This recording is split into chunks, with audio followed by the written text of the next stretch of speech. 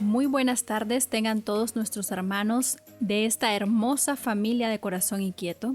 Sean todos bienvenidos a una edición más de este su programa, donde pretendemos iluminar el día a día de nuestras vidas con la luz de la fe en nuestro Señor Jesucristo, apoyados con las enseñanzas de San Juan Pablo II en su Teología del Cuerpo. Quien les habla, su servidora Tania Lira y Marcelo Castillo. Muchas gracias, Tania María. Es un placer compartir micrófonos contigo en este programa de Corazón Inquieto. Siempre agradecidos con esa audiencia tan linda que nos sintoniza en Radio Católica El Esplendor de la Verdad en la ciudad de Estelín, Nicaragua, y en Radio Católica Dulce Nombre de María en la ciudad de Condega, al norte de nuestra bella querida patria de lagos y volcanes. Recuerda que nos puedes seguir a través de nuestras redes sociales en Facebook, YouTube, Spotify como Corazón Inquieto, en Instagram como @corazón_inquieto26 o puedes escribirnos a nuestro correo electrónico corazoninquieto26@gmail.com. Antes de dar inicio a esta hermosa temática, vamos a ponernos en las manos de Dios y a pedir que el Espíritu Santo nos ilumine, para que todo lo que abordemos el día de hoy sea fecundo en sus vidas. Oremos todos juntos. En el nombre del Padre, y del Hijo, y del Espíritu Santo. Amén. Espíritu Santo, concédeme para mí, para mi esposo y para mis hijos, aquellos dones divinos con que fortaleciste a los apóstoles, aquella gracia poderosa que ilumina el entendimiento, mueve dulcemente la voluntad y vence gloriosamente la concupiscencia. Concédenos el don de una clara inteligencia, el conocimiento del bien y buena voluntad de ejercitarlo. Toma bajo vuestra divina protección a mis hijos, presérvalos de toda pasión vergonzosa, protégelos de caer en los lazos de la seducción con que el demonio intenta hacerlos caer en el pecado. Haznos humildes, obedientes, honrados y temerosos de Dios, amantes de la verdad. Amén. En el nombre del Padre, y del Hijo, y del Espíritu Santo. Amén.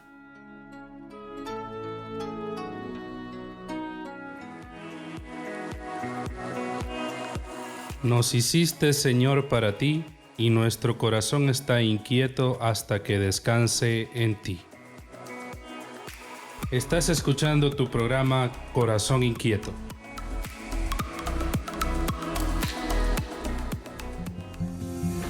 A través de esta hermosa oración, queremos expresar nuestra sed de llenarnos de la presencia renovadora del Espíritu Santo, para que fertilice el campo donde germina la fe, esperanza y caridad, el campo del amor conyugal y la familia, porque la familia es el tejido de la Iglesia, el baluarte que custodia la esperanza de la humanidad.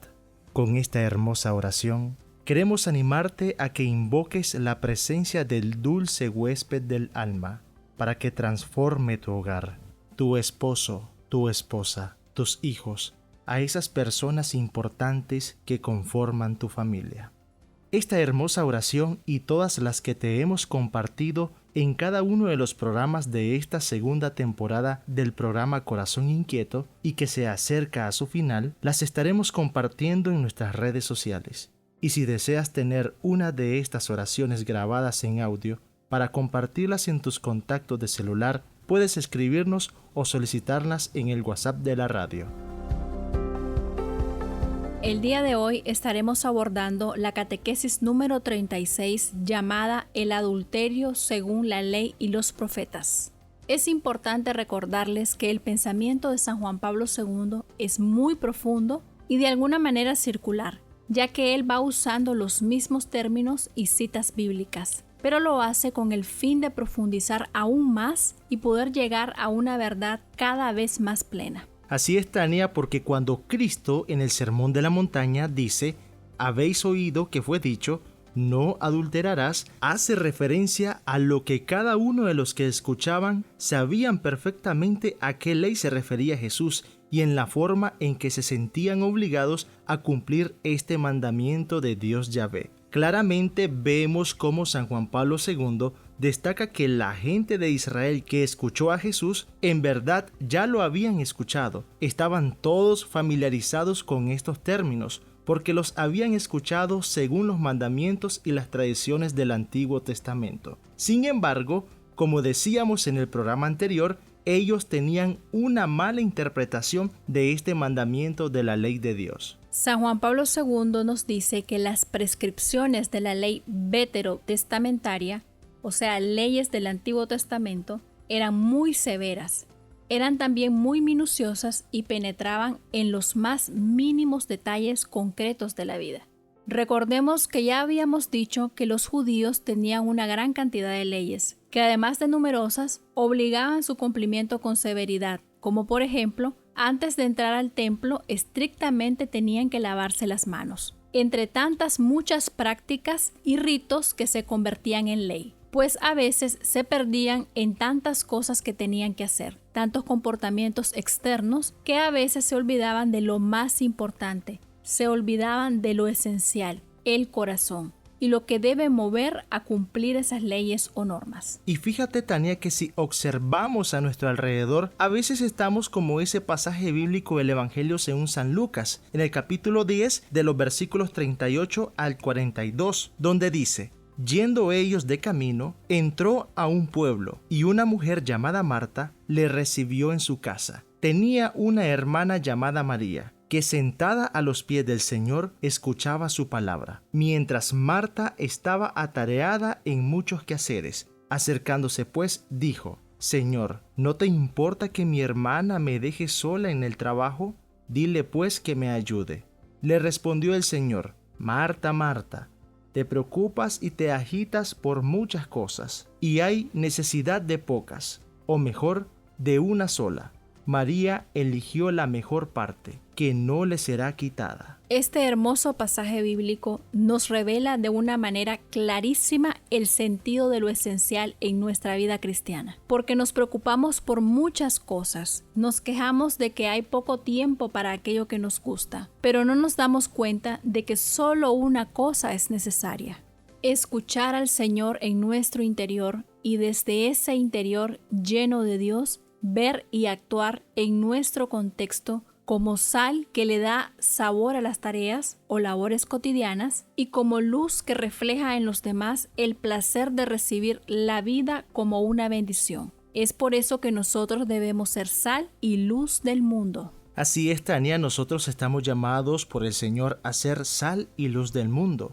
Y en nuestra vida cotidiana también nosotros debemos de ser así, porque suele pasar a veces que andamos en nuestra vida como un tren de alta velocidad. No nos paramos a ver a través de la ventana los pequeños detalles, las estaciones, y al final del día terminamos con un cansancio tan grande que en nuestra estación final, en la noche, solo queremos dormir porque sabemos que tenemos que volver a correr al día siguiente.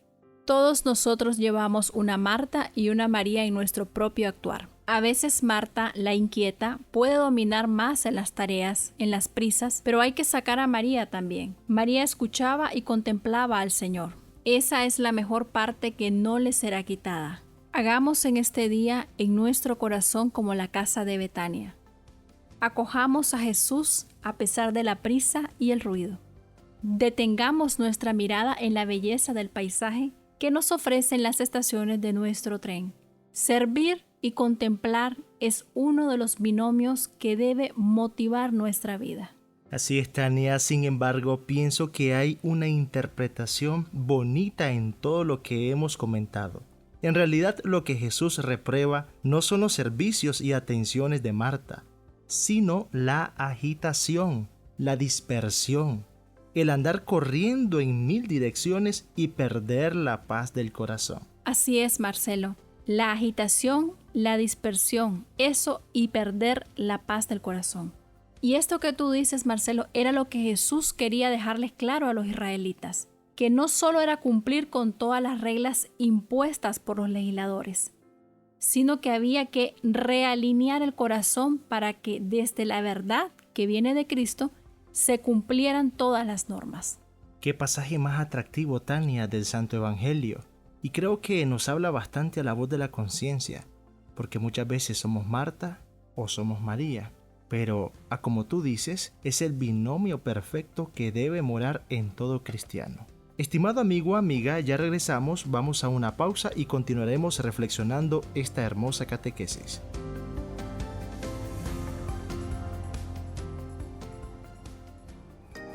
El cuerpo expresa a la persona. San Juan Pablo II. Estás escuchando Corazón Inquieto.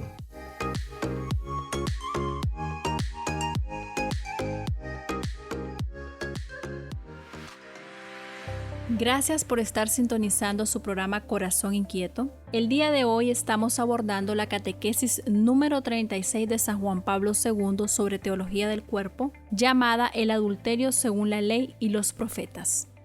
Antes de la pausa, abordábamos que Jesús quería dejarles claro a los israelitas que no solo era cumplir con todas las reglas impuestas por los legisladores, porque muchas de estas leyes aprobadas por los legisladores del pueblo en el Antiguo Testamento no amparaban de forma justa, como en el caso de las condenas impuestas a la mujer sorprendida en adulterio, que resultaba más sentenciada que el hombre, con el que ella cometió el mismo delito. Pensemos en las multitudes enardecidas con la justificación de cumplir a cabalidad con la ley. Muchas veces empuñaron piedras para ultimar públicamente a una mujer que había cometido este pecado. Imaginémonos por un momento esta situación. Arrastraban en plena vía pública a la mujer que había pecado, tomándola de sus cabellos, recibiendo burlas y ultrajes violentos entre la multitud. Y se la llevan a Jesús, el divino Maestro, el que ve el corazón de cada persona. Mientras los escribas y fariseos, exacerbados por la arrogancia de querer ostentar una recta moral en el cumplimiento de la ley, el Maestro, escribiendo en el suelo, como si fuese la propia voz de la conciencia entre los presentes, con autoridad y firmeza les dice: el que esté libre de pecado, que arroje la primera piedra. ¿Cómo estaría el gremio ese día que nadie se atrevió a lanzar una sola piedra sobre aquella mujer, que según las propias leyes debía ser condenada? Pues, ilustrando un poco nuestra reflexión con la trágica historia de aquella mujer adúltera, pero llena de misericordia y gracia por encontrarse con la verdad misma en persona, nuestro Señor Jesucristo, se me viene al recuerdo aquellas palabras del apóstol San Pablo a los Corintios: todo me es lícito, pero no todo me conviene. Todo me es lícito, pero no todo me edifica. Pues de este modo, toda acción, todo juicio, todo cumplimiento debe pasar primero por la voz de la recta conciencia, movida por la auténtica justicia, iluminada por la verdad que brota de la caridad y el amor. Hoy en día vemos cómo se cometen ofensas producto de la dureza del corazón. Ofensas que ya no duelen, ya no pesan, porque son endulzadas por el veneno del egoísmo y la búsqueda del propio placer. Si nos vamos a la voz de la propia conciencia, preguntémonos, ¿por qué justificamos lo que no es correcto? ¿Por qué justificamos nuestro propio pecado cuando no queremos cambiar? ¿Por qué justificamos nuestras propias mentiras? ¿Qué dice tu corazón? Hemos reflexionado cómo Cristo identifica el adulterio con el pecado y lo denuncia en el Sermón de la Montaña. Recordemos también que en aquel sermón hacía acto de presencia a los fariseos y los maestros de la ley. Ellos eran expertos conocedores de todas las normas, leyes, costumbres del pueblo de Israel. Sin embargo, la denuncia que Cristo hace públicamente sobre el adulterio en las costumbres aprobadas de las leyes en aquella época carecían de fundamento teológico con el que Dios quiso que la unión entre hombre y mujer en el matrimonio estableciera una sola carne para ambos, bajo una finalidad unitaria y fecunda, como pacto de una misma alianza, y no solo aceptando a conveniencia las prácticas promiscuas como el concubinato, legalizadas con la excusa de preservar la fecundidad en la descendencia familiar. En este punto, el Papa afirma que Cristo también denuncia este adulterio bajo una estructura social de pecado que distorsionaba el plan original para el que Dios creó al principio al hombre y la mujer. Con la venida de Cristo inicia la plenitud evangélica de los tiempos, es decir, Cristo nos comunica la buena noticia del amor misericordioso del Padre y nos enseña el auténtico cumplimiento de la ley divina, no como un mandato que oprime el sentido de la libertad humana, sino para que verdaderamente seamos libres como una correspondencia de amor a la voluntad de Dios, que quiere que todos los hombres se salven y lleguen a la plenitud eterna. Es por esta razón que Cristo nos enseña a vivir como hermanos, hijos amados del mismo Padre, y que en la unidad con la que el buen pastor nos congrega en un mismo rebaño, nos dirijamos al Padre nuestro, pidiendo que se haga su santa voluntad en la tierra y en el cielo, cuya voluntad siempre está a favor de la justicia, la paz y el gozo de sus hijos que cumplen sus mandamientos. Así es, Tania, porque el alma de toda ley que viene de Dios es el amor. Los mandamientos son ruta de generosidad y misericordia para guiar a la humanidad herida por el pecado. Por esta razón, Cristo, el rostro del Padre, se hizo carne entre nosotros, ya que de tal manera tanto amó Dios al mundo que envió a su unigénito Hijo para que todo el que crea en Él tenga vida eterna. Pues creer en Cristo es imitarlo, hasta amar como Cristo se entregó total y fielmente por su iglesia, pues la unidad conyugal en una sola carne entre un hombre y una mujer en el santo sacramento del matrimonio representa el sentido más profundo de ser imagen viva del amor entre Cristo y su iglesia. Es por ello que San Pablo, empleando esta simbología esponsal, exhorta a los maridos a amar a sus esposas como Cristo amó a su iglesia, entregándose él mismo por ella, para consagrarla y purificarla con el baño del agua y de la palabra. Así deben también los maridos amar a sus esposas como cuerpos suyos que son. Y esta entrega exige la unidad y la indisolubilidad de esa alianza matrimonial, Marcelo, dirigiéndose también contra la poligamia, que atenta y reduce el amor esponsal y que además no alcanzan un único y gran sí, cuya finalidad va encaminada a la disposición de un compromiso para toda la vida, excluyendo relaciones amorosas al margen del matrimonio. El pecado del adulterio distorsiona totalmente la naturaleza del amor pensado por Dios en la unión matrimonial. Amar a una persona quiere decir verla como Dios la ha pensado, pues el amor se perfecciona con la fidelidad. Regresamos con más después de esta pausa.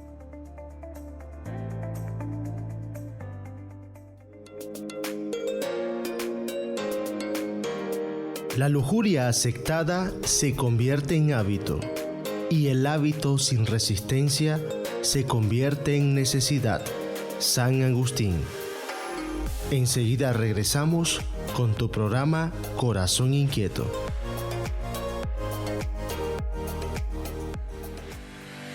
Gracias por estar con nosotros, estimada audiencia, en esta temática del día de hoy, donde estamos abordando la catequesis número 36 de Teología del Cuerpo, que tiene como título El adulterio según la ley y los profetas. En esta temática, San Juan Pablo II nos dice: quizá merezca la pena añadir que la interpretación veterotestamentaria, cuanto más la prohibición del adulterio está marcada, pudiéramos decir por el compromiso de la concupiscencia del cuerpo, tanto más claramente se determina la posición respecto a las observaciones sexuales. Esto lo confirman las prescripciones correspondientes, las cuales establecen la pena capital para la homosexualidad y la bestialidad. Lo que nos acabas de compartir, Marcelo, son palabras textuales de San Juan Pablo II. Y aquí el pontífice nos habla de la interpretación veterotestamentaria. Como habíamos dicho anteriormente, esto se refiere a lo relativo del Antiguo Testamento. Y aclara aquí el Papa que esta prohibición del adulterio se dirigía más a la concupiscencia del cuerpo, pues ellos terminaban en desviaciones sexuales, que en concreto era la poligamia, es decir, el hecho de tener varias mujeres por esposas, y esto era visto súper normal, porque era permitido por los legisladores. Sin embargo, Cristo viene a ordenar esta doctrina de la manera correcta, viene a alinearlo todo, para decirles que los dos fines del matrimonio son importantes, Claramente estas personas tenían dureza en el corazón. Así es, Tania, la dureza del corazón provoca que muchas veces los actos humanos vayan en contra de la recta conciencia. El pontífice también hace mención en esta catequesis a la conducta de Onán, hijo de Judá, de quien toma origen la denominación moderna de onanismo, que es la interrupción del acto sexual o coito antes de producirse la eyaculación, para evitar la fecundación. Y la Sagrada Escritura dice que esto no fue del agrado del Señor, el cual hizo morir también a él. Génesis 38:10.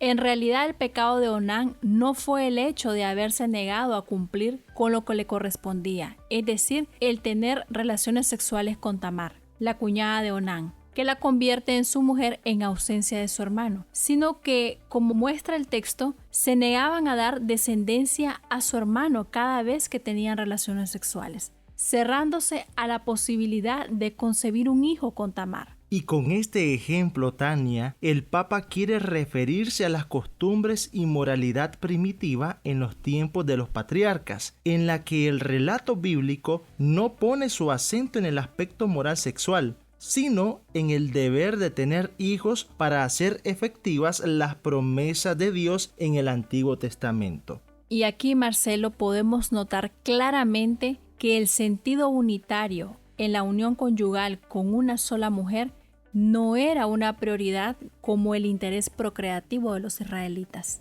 Así es, por eso es que ellos veían como pecado lo que Onán había hecho.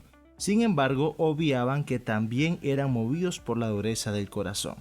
San Juan Pablo II también nos relata que el derecho matrimonial del Antiguo Testamento, en su más amplio conjunto, pone en primer plano la finalidad procreativa del matrimonio. Trata de demostrar un tratamiento jurídico de igual entre la mujer y el hombre. Por ejemplo, respecto a la pena por el adulterio, se dice explícitamente: si adultera un hombre con una mujer de su prójimo, hombre y mujer adúlteros serán castigados con la pena de muerte. Esto lo podemos ver en el libro de Levítico, capítulo 20, versículo 10. Pero en conjunto prejuzga a la mujer, tratándola con mayor severidad. Marcelo, los israelitas ponían en primer plano la finalidad procreativa del matrimonio. Sin embargo, hoy queremos darle a conocer a todos los que nos escuchan que el matrimonio tiene dos fines esenciales. Uno es el unitivo y el otro es el procreativo. Y es muy importante que hablemos de estos dos fines.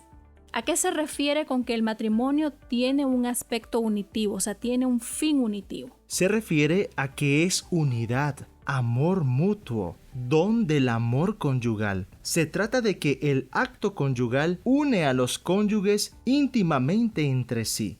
Es una unión entre dos personas, es decir, unión de cuerpos y de almas.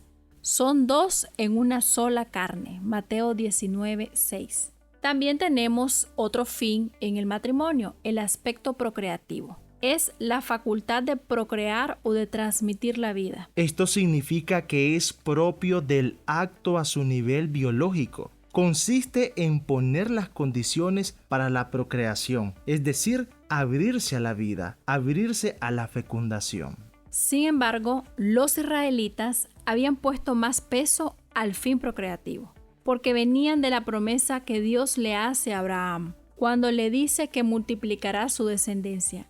Y ellos se lo tomaron muy en serio, porque lo más importante para ellos era la descendencia. Entre más hijos tenían, más bendecidos serían por Dios. Es por esto que ellos valoraban mucho la maternidad, y para ellos era una desgracia total el no tener hijos. Así es, Tania, valoraban la maternidad, pero sin embargo eran muy severos con la aplicación de la ley, especialmente con las mujeres. Y es interesante cómo Dios reivindica a la mujer diciendo que si adultera un hombre con la mujer de su prójimo, hombre y mujer adúlteros serán castigados con la muerte, y ubica a la mujer y al hombre en igualdad. Es decir, hechos los dos a imagen y semejanza de Dios, y los dos llamados a aprender a amar. También vemos cómo los legisladores del Antiguo Testamento justificaban la práctica del adulterio dentro del matrimonio, con el hecho de salvaguardar la descendencia en los concubinatos. Sin embargo, no siempre para los judíos la mujer era vista como un complemento clave para la procreación. También la mujer debía soportar el señalamiento de la impureza durante sus días menstruales, ya que el sangrado menstrual era visto como algo impuro, desagradable, opuesto a la fertilidad, y no visto como un proceso fisiológico en la biología de la mujer. Y además de todo esto, las mujeres que estaban en su periodo menstrual tampoco podían entrar al templo. Es importante aclarar que el periodo menstrual de las mujeres les recuerda que es dadora de vida, no es algo impuro, es algo bello, hermoso. Es un recuerdo de que el cuerpo fisiológico de la mujer lleva en su historia sagrada la posibilidad de dar vida. Así es, Marcelo, todas las mujeres tenemos esa historia hermosa que Dios ha puesto en nuestro cuerpo, la posibilidad de dar vida. Después de esta pausa continuamos con más de esta hermosa catequesis. Aquellos que tienen el corazón puro son templos del Espíritu Santo. Santa Lucía. Estás escuchando Corazón Inquieto. Qué gusto nos da que estés con nosotros escuchando nuestro programa Corazón Inquieto. Esperemos que esta temática sea de luz, de inspiración y nos enamoremos de la teología del cuerpo que ha sido un regalo del Papa San Juan Pablo II. Hay un comentario del Papa Juan Pablo II en esta catequesis que me llama mucho la atención. Nos dice que el juicio expresado en ellos respecto al cuerpo y al sexo no es tan negativo, ni siquiera tan severo, sino que está más bien caracterizado por una objetividad motivada por el intento de poner orden en esa esfera de la vida humana. Es decir, el Papa nos dice que quizás estas normas del pueblo de Israel tal vez no eran tan negativas, sino que en realidad es que querían poner un orden social, preservando un valor muy importante que para ellos era el matrimonio y la familia, aunque erróneamente consideraban familia a una gran extensión de mujeres, Marcelo. Es evidente que había una concepción negativa de la sexualidad, pero para ellos el matrimonio era importante.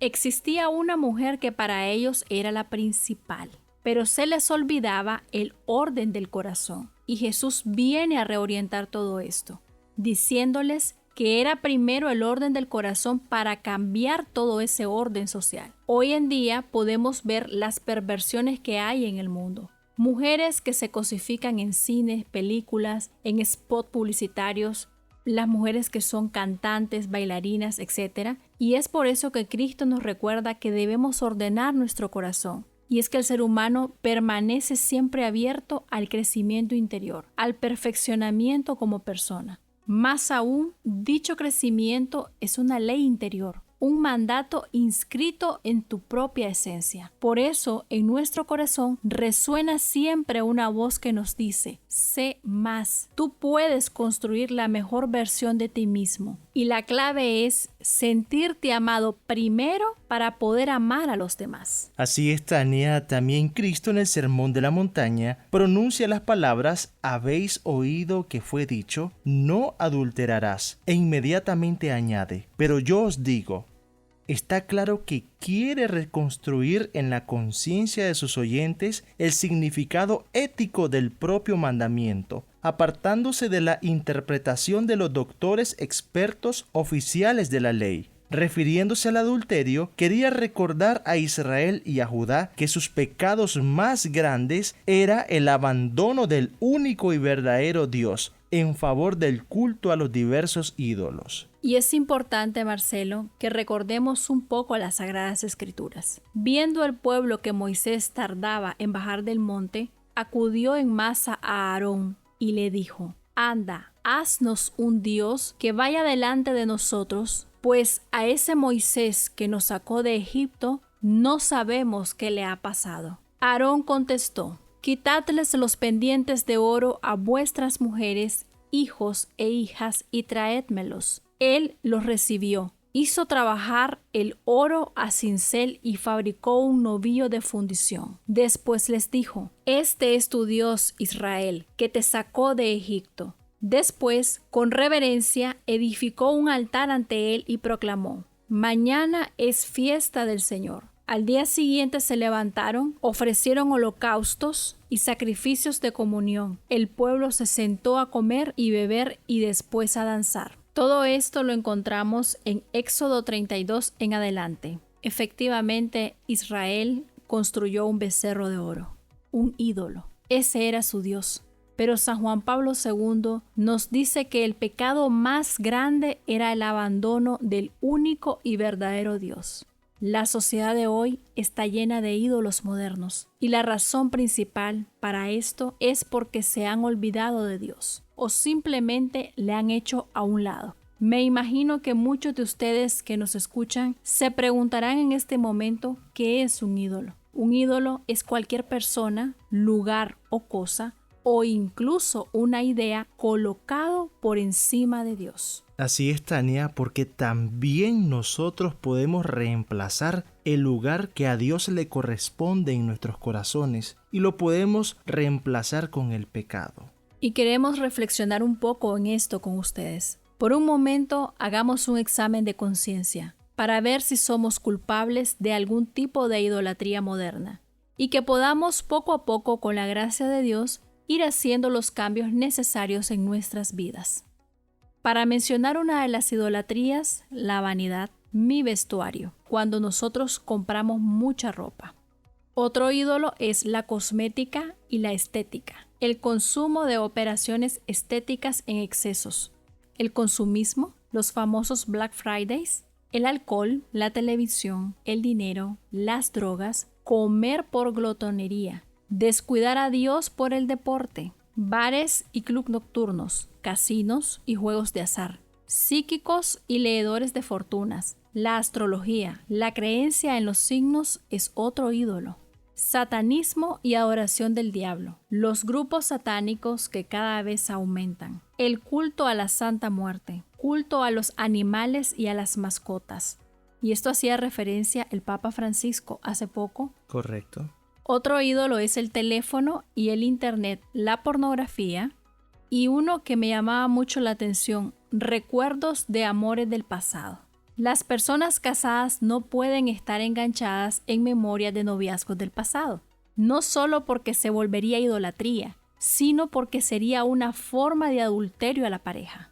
Recordemos que San Juan Pablo II, en una de las catequesis pasadas, nos aclaró que el adulterio también se da en nuestro pensamiento. Así es, en el pensamiento que tiene su origen en las intenciones del corazón. Busquemos en nuestra vida diaria para ver si algunos de estos ídolos han sido entronizados en el altar y en el centro de nuestras vidas. Y si esto ha pasado, este es el momento de destronarlos, de decapitar esos falsos dioses que tienen patas de barro, esos becerros de oro, y entronar a Jesús como el Señor y el Rey de nuestra existencia.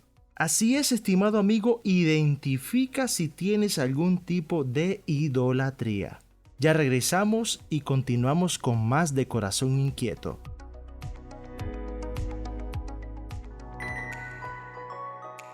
Las conversaciones hablan de castidad, pero todo el cuerpo revela impureza. San Jerónimo. Gracias por escuchar Corazón Inquieto.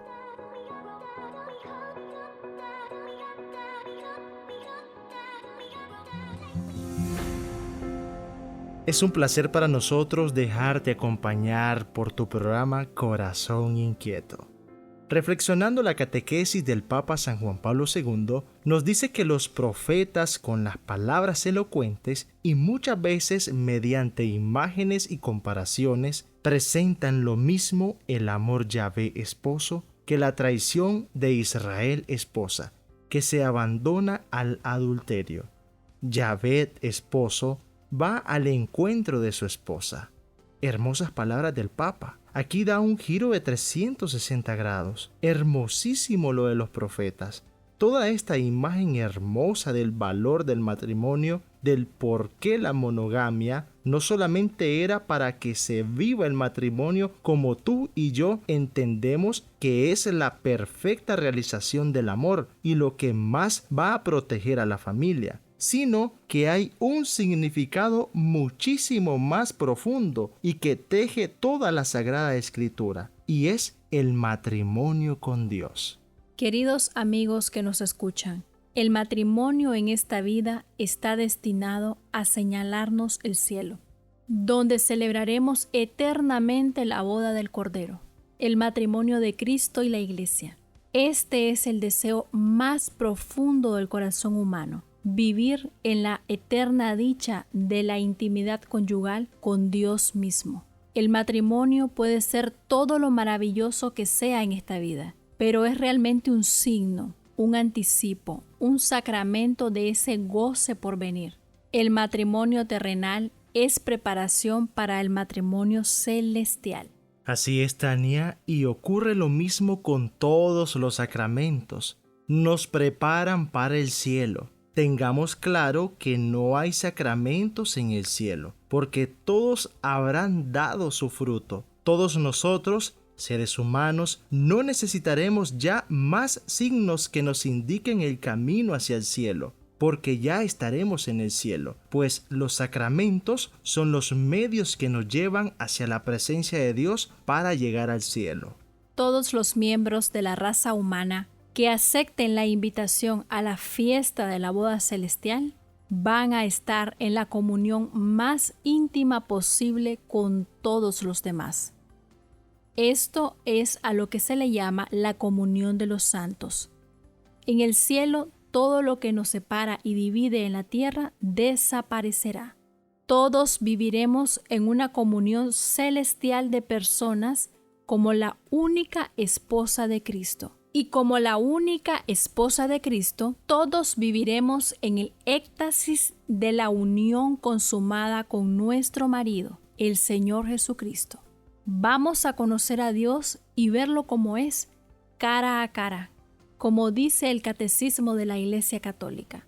La Iglesia espera estar en la gloria del cielo unida a Cristo, su esposo, donde ella gozará con su amado con gozo y deleite que no puede tener fin.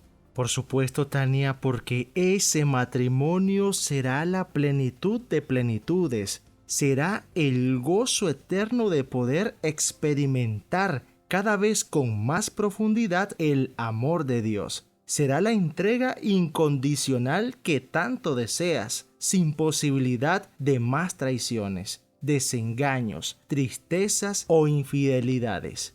No sé ustedes, pero yo no quiero perderme algo así y deseo con todas mis fuerzas y todas mis debilidades llegar hasta Él. Yo tampoco me quiero perder algo así, Marcelo. Dios quiere casarse con cada uno de nosotros. ¿Y tú? ¿Cómo te estás preparando para esta gran fiesta, la gran boda celestial?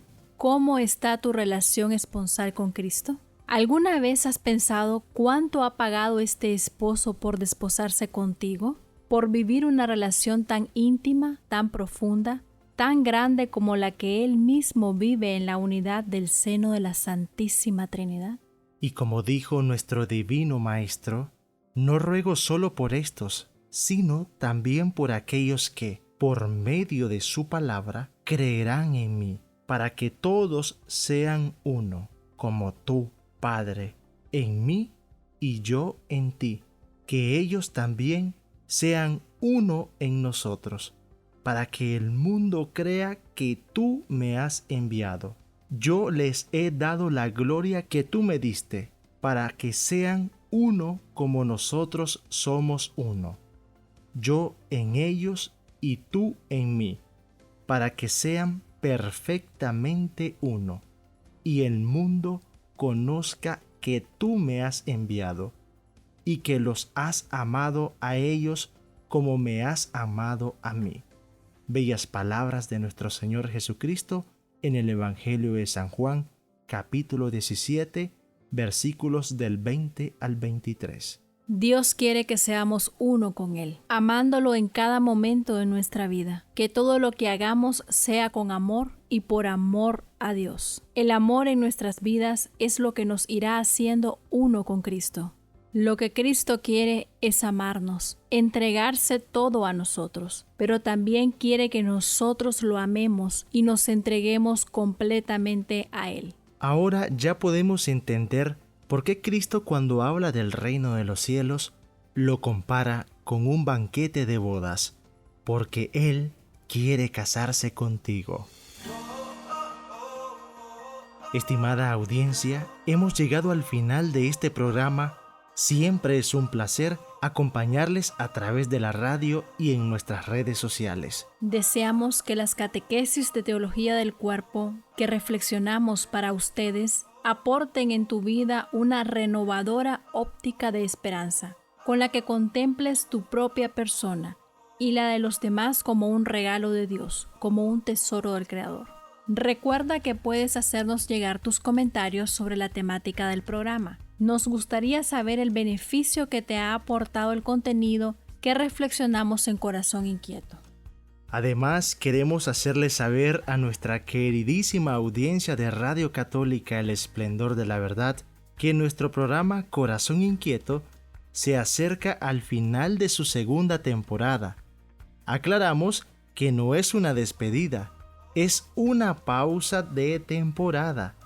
Estaremos con ustedes en este mes de junio y Dios mediante regresaremos más adelante con ustedes en nuestra tercera temporada con más sorpresas y más reflexiones de alto contenido en teología del cuerpo. También a nuestros hermanos que nos están escuchando en Radio Católica Dulce Nombre de María en la ciudad de Condega, esta temporada no termina aquí con ustedes. Tenemos la alegría de continuar con más programas en esta evangelizadora estación radial. Recordemos que Dios quiere que seamos uno con Él, amándolo en cada momento de nuestra vida, y que todo lo que hagamos sea con amor y por amor a Dios. Nos hiciste, Señor, para ti, y nuestro corazón está inquieto hasta que descanse en ti. Nos escuchamos hasta la próxima.